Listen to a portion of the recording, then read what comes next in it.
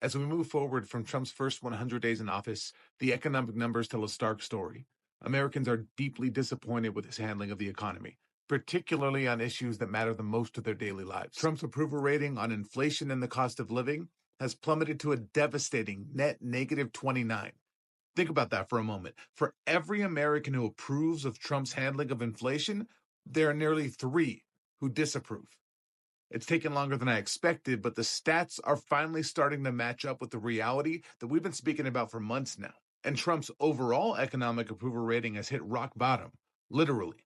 At net negative 16, this is the lowest economic approval rating that Navigator Research has recorded for Trump in 8 years of tracking. To put this in perspective, during his first term, even following the prolonged government shutdown, his worst economic approval was net negative 13. He's now performing worse than his previous worst moment. For many of us, tariffs were something we heard mentioned in Ferris Bueller's Day Off and then never thought about much again.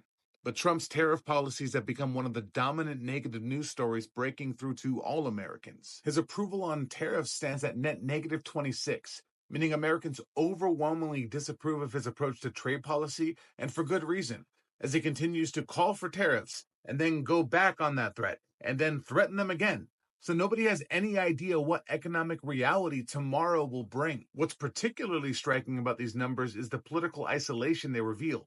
On the key economic issues of inflation, tariffs, and overall economic management, only Republicans who identify as MAGA supporters still support Trump.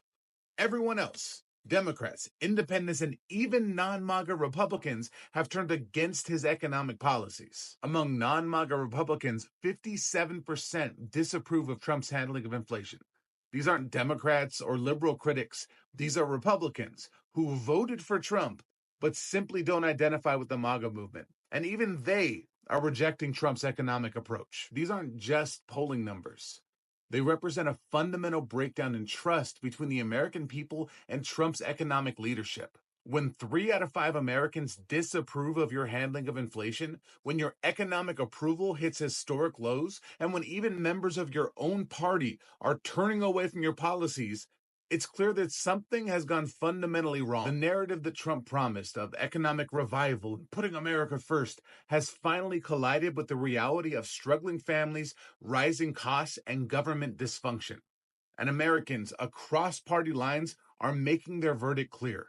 Trump's economic policies are failing them when they need help the most. As we move forward from these first 100 days, the question becomes, will Republican officials actually grow a backbone and stand up to Trump to acknowledge this growing disillusionment and change course? Or will he continue down an unchecked path that even his own supporters are beginning to reject?